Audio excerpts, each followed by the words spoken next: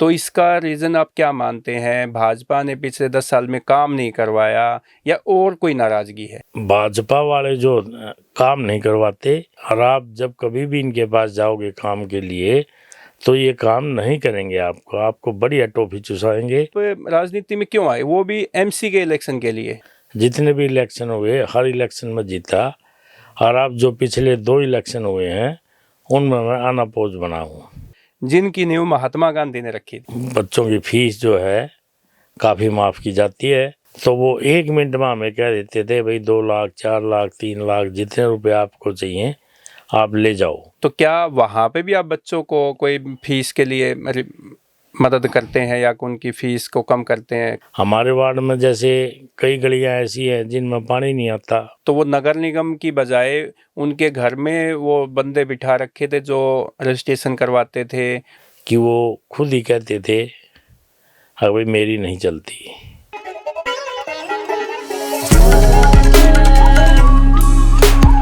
दी Haryana talks के podcast studio में आज हमारे गेस्ट हैं नगर निगम वार्ड नंबर 19 से कांग्रेस प्रत्याशी विजय गोयल। तो गोयल साहब जो है वो पहली बार चुनाव मैदान में है नगर निगम के चुनाव में, और इससे पहले वैश्य एजुकेशन संस्थाओं से जुड़े रहे हैं और कई पदों पे उन्होंने काम किया। तो आज हम चुनाव में क्यों उतरे, चुनाव को लेके इनके वार्ड में क्या क्या समस्याएं हैं और बहुत सारी बातों को लेके इनसे चर्चा करेंगे। गोयल साहब, आपका स्वागत है। नमस्कार जी। अच्छा गोयल साहब, आप तो बिजनेसमैन हैं, फिर आप राजनीति में क्यों आए, वो भी एमसी के इलेक्शन के लिए? देखो जी, मैं वैश्य संस्था से जुड़ा हुआ हूँ। 2004 में मैंने वैश्य हाई स्कूल का इलेक्शन लड़ा था और बहुत अच्छी वोटों से मैं जीता था। उसके बाद आज तक जितने भी इलेक्शन हुए हर इलेक्शन में जीता, और अब जो पिछले 2 इलेक्शन हुए हैं उनमें मैं अनअपोज बना हूँ। तो गोयल साहब, आप तो उन संस्थाओं के प्रधान रहे हैं या प्रतिनिधि रहे हैं जिनकी नींव महात्मा गांधी ने रखी थी। हाँ जी, महात्मा गांधी ने इनकी नींव रखी थी जी, और वह संस्था का बहुत बड़ा योगदान है। इसमें जो है सभी बच्चे, तकरीबन बच्चे जो है ना, बच्चों की फीस जो है काफ़ी माफ़ की जाती है, और जो भी जिस हिसाब का पेरेंट्स है, गरीब है अमीर है, उस हिसाब से बच्चे से फीस ली जाती है। तो जैसे आप हाई स्कूल के प्रधान रहे 2004 में, जैसे आपने बताया, हाँ जी। तो वहाँ पे बच्चे आते थे, उनकी फीस स्ट्रक्चर क्या होता था? फीस, जो गरीब बच्चा है तो क्या उनको वह संस्था में, स्कूल में एडमिशन मिल पाता था कि वो फीस की वजह से नहीं मिल पाता था? देखो जी, वह संस्था एक ऐसी संस्था है जो कोई भी गरीब बच्चा है उसको फीस की दिक्कत नहीं आती, क्योंकि पैसे का जो है ना जी, हमारी संस्था में कोई कमी नहीं है। देने वालों का बहुत योगदान रहता है। आप किसी भी इंडस्ट्री एरिया में और शहर के गणमान्य व्यक्ति से, आप किसी भी आदमी से अगर आप कहोगे अग जी फलाने बच्चे, इतने बच्चे हैं, उनके जो है ना फीस देने में असमर्थ हैं, और कई आदमी ये कह देते हैं अगर फीस में पूरी की पूरी 20 बच्चे, 50 बच्चे, 100 बच्चे, उनकी फीस वो दे देते हैं। और जैसे जूते, जराब और ड्रेस, सर्दियों के कपड़े वपड़े जो है ना, हम सब फ्री बांटते थे। हम क्या बांटते थे, हमारे जो प्रियजन हैं, हमारे जो मित्र हैं, हम उनको बोलते थे अगर भाई इस तरह जो है ना स्कूल में बजट कम है और हमें ये बांटना है, तो वो 1 मिनट में हमें कह देते थे भाई 2 लाख 4 लाख 3 लाख जितने रुपए आपको चाहिए आप ले जाओ। तो हमें लोगों का जो है, हमारे समाज का और का बहुत ज़्यादा समर्थन मिलता था, और हम जितने पैसे मांगते थे उतने पैसे हमें मिलते थे। अच्छा, ये तो रही संस्थाओं की बात जिसमें समाज का योगदान है, समाज मदद करता है आर्थिक रूप से भी। आप एक एकेडमी भी चलाते हैं गोयल क्लासेस के नाम से, वो आप निजी आपकी एक एकेडमी है, तो क्या वहाँ पे भी आप बच्चों को कोई फीस के लिए मदद करते हैं या उनकी फ़ीस को कम करते हैं, कंसेशन देते हैं? देखो जी, मैंने गोयल क्लासेस चलाई बहुत बढ़िया एकेडमी थी मेरी। 20 से 25 रिजल्ट आईआईटी और पीएमटी में आते थे, और उसमें भी जो गरीब बच्चा होता था मैं उससे कोई फीस नहीं लेता था। और इसको हमारे जो गोयल क्लासेस के जो नोट्स थे, मैं सभी बच्चों को वो नोट्स फ्री देता था। और जिसकी अगर किसी ने आकर कभी भी अपनी मजबूरी जताई तो मैं उसको फ्री भी पढ़ा देता था। और हमारे भिवानी रोड पे मानव सेवा संघ, जी। उनका एक स्कूल है, उनके 30 बच्चे आईआईटी और पीएमटी के, उन बच्चों को मैं बिल्कुल फ्री पढ़ाता था। और सारी सामग्री, जितनी भी किताबें, कापियाँ, जो भी हमारे नोट्स थे, वो मैं सब उनको फ्री देता था। ये तो एक बहुत बड़ा योगदान है कि मानव सेवा संघ, जहाँ पे जिनके माँ बाप नहीं है, जिनका कोई कमाने धमाने वाला नहीं है, जो बेचारे बेसहारा है, लावारिस है, उन बच्चों को आपने आईआईटी और इस तरीके की जो उसके इक्वल जो और कंपटीशन टेस्ट होते हैं उनके लिए फ्री पढ़ाई करवाना, फीस नहीं लेना, ये तो आपके लिए, मैं कह रहा हूँ कि शिक्षा से बड़ा तो कोई दान ही नहीं होता। ये हमारे उनके जो प्रधान हैं वो स्वामी प्रेम चैतन्यानंद जी हैं। वो अब तो चलो स्वामी हैं, हमारे जो है ना उनके साथ बहुत अच्छे रिलेशन हैं और मैं उनको अपना गुरु मानता हूँ। उन्होंने एक बार मेरे को कहा था, अभी हमारे पास जो है ना बढ़िया स्टाफ नहीं है और आपके पास अच्छा स्टाफ है, तो मैंने उसी टाइम उनसे बोल दिया था, एक ही सेकंड में अगजी माँ आप बच्चे मेरे पास भेज दो। तो उनके बच्चे जो है हमारे पास पढ़े और कई बच्चे डॉक्टर बने और कई बच्चे इंजीनियर बने। अच्छा, ये अब हम आते हैं आपके चुनाव पे, पार्षद के चुनाव पे। ये जनता कॉलोनी का एरिया आता है और कई कॉलोनियाँ ऐसी है जहाँ पे वैसे समाज के लोग ज़्यादा रहते हैं, उनका वो संख्या ज़्यादा है। और जो विधानसभा के, लोकसभा के चुनाव इसी पहले हुए, निगम से पहले, तो वहाँ पे हमने देखने को मिला कि वहाँ पे कांग्रेस के जो प्रत्याशी रहे हैं, जैसे दीपेंद्र सिंह हुड्डा लोकसभा में और भारत भूषण बत्रा विधानसभा में, वो जनता कॉलोनी से ही जीत के आए हैं। तो इसका रीज़न आप क्या मानते हैं? भाजपा ने पिछले 10 साल में काम नहीं करवाया या और कोई नाराज़गी है? देखो जी, भाजपा वाले जो काम नहीं करवाते, ये सिर्फ बोलते हैं, ये काम कागजों में करते हैं, धरातल पे कोई काम नहीं करते। और आप जब कभी भी इनके पास जाओगे काम के लिए तो ये काम नहीं करेंगे। आपको बढ़िया टॉफी चुसाएंगे, बढ़िया वाली, और आपको जो है ना पूरा आश्वासन दे के भेज देंगे। तो ये विधानसभा में जो एक हार का कारण है आपके इलाके में, वो ये है कि लोग नेताओं के काम को देखते हैं फिर मतदान करते हैं। देखो जी, काम को तो हर आदमी देखता है, काम ही देख के मतदान होता है। जैसे हमारे वार्ड में बहुत समस्याएं हैं, बहुत ज़्यादा समस्याएं। मुख्यतः क्या क्या समस्याएं हैं? हमारे वार्ड में जैसे कई गलियां ऐसी हैं जिनमें पानी नहीं आता, पीने का पानी, पीने का पानी नहीं आता। काफ़ी गलियां ऐसी हैं जिनमें लाइट नहीं है बिल्कुल भी, जिसमें अंधेरा होता है। और कई जगह जो है ना सीवर बिल्कुल चौक है, जो कि गली में बदबू और वो फैली रहती है। पार्कों में जो है ना बहुत बुरा हाल है, कभी झाड़ू सफाई कुछ नहीं होता, बहुत बुरा हाल है पार्कों में। और हमारे मोहल्ले का भी जो है ना सफाई वाला कभी कोई देखने को नहीं मिलता। तो पिछले कौन से पार्षद थे जो आपके वार्ड में, क्योंकि अब तो काफ़ी बदलाव हो गया, कुछ कॉलोनियाँ ऐड होगी, कुछ वहाँ से हटा दी गई, तो आपके एरिया में पहले कौन सा पार्षद थे?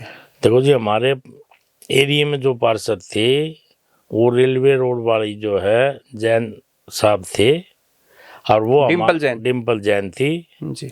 वो कभी भी हमारे एरिया में जीतने के बाद कभी हमें नहीं दिखाई दी। आपके वार्ड में नहीं दिखाई दी? आपकी कॉलोनी में? हमारी कॉलोनी में, जनता कॉलोनी। वो तो वैसे समाज से ही भी है, कहते हैं वो तो काफ़ी उन्होंने काम करवाया, एक्टिव रहती है। हमारे यहाँ उसने कुछ नहीं किया। हमारा आधा एरिया रेलवे रोड पे लगता था डिम्पल के, और आधा एरिया नारा के लगता था। दोनों का जो है ना बुरा हाल है, और आप जो है ना वार्ड में देख सकते हैं, समस्या ही समस्या है। तो मुख्यतः कौन कौन सी कॉलोनी आती है आपके वार्ड नंबर 19 में? देखो जी, अगर सैन कॉलोनी आती है, नया पड़ाव आता है, काट मंडी आती है, रामनगर आता है, जनता कॉलोनी आती है। तो ये सारे एरिया जो है ना ये हमारे वार्ड में आते हैं। जी। अच्छा, मनमोहन गोयल का कार्यकाल कैसा रहा? मेयर है वो आपके समाज से हैं, हालांकि भाजपा से वो मेयर बने हैं, तो उनके कार्यकाल को आप कैसे देखो देखते जी, हैं? मनमोहन गोयल का भी कार्यकाल सभी को पता है कि वो खुद ही कहते थे हाँ भाई मेरी नहीं चलती। वो मजबूर थे, कोशिश करते थे, लेकिन उनकी कोशिश नाकाम होती थी। कई बार हम देखते थे कि जैसे लोगों का कोई परिवार पहचान पत्र बनवाना है, किसी की प्रॉपर्टी आईडी बनवानी है, या और बहुत सारे काम होते थे, तो वो नगर निगम की बजाय उनके घर में वो बंदे बिठा रखे थे जो रजिस्ट्रेशन करवाते थे। वो कहते थे कि भाई जो मेरा वहाँ तो मेरा कोई सुनता नहीं है, तो मैंने अपने पैसे से कुछ लोग बिठा रखे हैं घर पे और मैं यहाँ पे लोगों की मदद करता हूँ, लोगों के काम। देखो जी, उन्होंने जो है ना एक कंप्यूटर वाला अपने घर बिठा रखा था, एक दो आदमी घर बिठा रखे थे, और जो लोगों की समस्याएं थी वो उन समस्याओं को ऑनलाइन वो नगर निगम को भेज देते थे। इससे ज़्यादा जो है ना नहीं चलती थी मेयर साहब की। तो आपके वार्ड में भाजपा से नरेंद्र कौशिक है जो आपके अगेंस्ट बीजेपी के टिकट पे है, वो पहले भी पार्षद रहे हैं, तो उनको आप कैसा कैंडिडेट मानते हैं और आप उससे कितना मुकाबला अपना मान रहे हैं? देखो जी, वो पहले काफ़ी साल पहले 20 साल पहले जो है ना रेलवे रोड से उन्होंने चुनाव लड़ा था। तो उसके बाद अब जो है ना जी जनता कॉलोनी से वो कटे हुए हैं। उन्हें कोई लोग मतलब बहुत ही कम जानते हैं, और किसी के सुख दुख में कभी आता नहीं जाता नहीं जी। और तो मैं कोई ज़्यादा है वो नहीं मानता। अच्छा, आप के कई जो कार्यकर्ता हैं जो आपके वार्ड से भी हैं और आपके साथ लगती कॉलोनियों से हैं, वो भी कांग्रेस की पार्टी से टिकट मांग रहे थे। वो तो जब उनको टिकट नहीं मिली, आपको कांग्रेस पार्टी ने अपना प्रत्याशी बना दिया, तो वो जो नाराज़गी है या जो लोग नाराज़ हुए उनको आप मनाने के लिए गए हैं या जाएंगे? देखो जी, कोई नाराज़ नहीं है। 2 ही 3 आदमी इस वार्ड में टिकट मांग रहे थे, और दिनों का जो है ना बैठ के बात हो गई थी। विधायक जी ने बोल दिया था भाई बात कर लो अपनी। तो हमने बैठ के पहले ही टिकट मिलने से पहले ही बात कर ली थी, हाँ भाई जिसको टिकट मिल गई हम बाकी उसके साथ हैं। तो अब भी ऐसा ही है, टिकट मेरे को मिली तो दोनों मेरे साथ हैं। अच्छा, जैसे भाजपा के आप देखोगे कितने बड़े बड़े नेता, मुख्यमंत्री है, मंत्री है, पूर्व मंत्री है, वो आपके एक एक वार्ड में जाके प्रत्याशियों के लिए कैंपेनिंग कर रहे हैं, तो क्या आपके बड़े नेता भी आपके कैंपेनिंग के लिए आएंगे? देखो जी, हमारा तो सबसे बड़ा नेता जो है ना विधायक है, और हमें जो है ना विधायक जी की ज़रूरत है, और हमें वार्ड में किसी बड़े नेता की ज़रूरत भी नहीं है, क्योंकि हमारे बड़े नेताओं ने ही हमें आशीर्वाद दे के खड़ा किया है। टिकट पे हम खड़े हैं, हाथ के निशान पे खड़े हैं। सभी को पता है भाई जब बड़े नेता साथ होते हैं तो ही टिकट मिलती है। तो हमारे वार्ड में ऐसी कोई समस्या नहीं है। तकरीबन लोगों से मेरा बहुत अच्छा प्यार प्रेम है, हर एक के दुख सुख में हम जाते हैं। तो क्या भूपेंद्र सिंह हुड्डा, जैसे दीपेंद्र सिंह हुड्डा, भूपेंद्र सिंह हुड्डा या मैडम आशा हुड्डा, क्या इनको भी अपने कैंपेन के लिए बुलाएंगे आप? देखो जी, हमें तो सिर्फ विधायक से ही काम चला लेंगे, और इतने ये बड़े नेता हैं, नेशनल लेवल के नेता हैं, इनकी हमें जो है ना कोई आवश्यकता नहीं पड़ेगी। विधायक से और एमपी साहब से ही काम चला लेंगे। एमपी साहब ही हमारे बड़े नेता हैं, और हम उन्हीं को बड़े नेता मानते हैं। मतलब ये आपका ये कहना है कि पार्षद का इलेक्शन है वो तो इंडिविजुअल जो प्रत्याशी है वो और विधायक, इससे बड़े नेता की इस छोटे चुनाव के लिए आवश्यकता नहीं है? आवश्यकता नहीं है जी। और फिर हमारे एमपी साहब ने कह रखा है कि भाई जिसको जहाँ मेरी ज़रूरत है मुझे बुलाओ और मेरे से टाइम लो, हमें कोई दिक्कत नहीं है। जब भी हमें जहाँ हम ज़रूरत समझ देंगे तो हम अपने एमपी साहब को बुलाएंगे। अच्छा, ये बताइए कि जैसे आपको आपकी जनता, आपके वार्ड की जनता पार्षद चुन लेती है, तो आपके पहले 2 या 3 काम कौन से होंगे जो आप महसूस करते हैं, आपके वार्ड के लोग उनको महसूस करते हैं? देखो जी, हमारी एक मेन जो है ना, हमारी नाइयों वाली गली बोलते हैं, काट मंडी से लगती हुई है, उसमें रोड की समस्या है और पानी की समस्या है।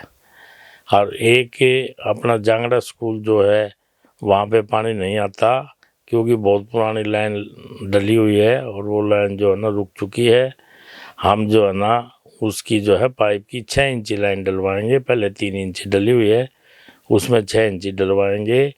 और एक हमारे यहाँ हम मिलन पार्क के पास यहाँ जो है पानी की समस्या है, सीवर की समस्या है और लाइन की समस्या है।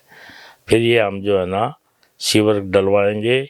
और पार्क से आगे एक सड़क जो है वो नहीं बनी हुई है, वहाँ कच्ची पड़ी है, वो सड़क बनवाएंगे। जो भी हम लोगों की समस्या है हम स्टार्टिंग से ही सबकी समस्या लेके चलेंगे।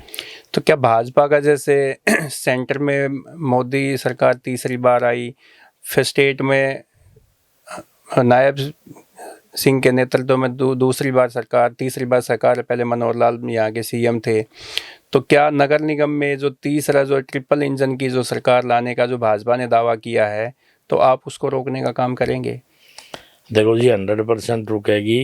पहले भी जो सरकार आई है सभी लोगों को पता है कि भाई ये सरकार कैसे आती है कैसे नहीं आती है।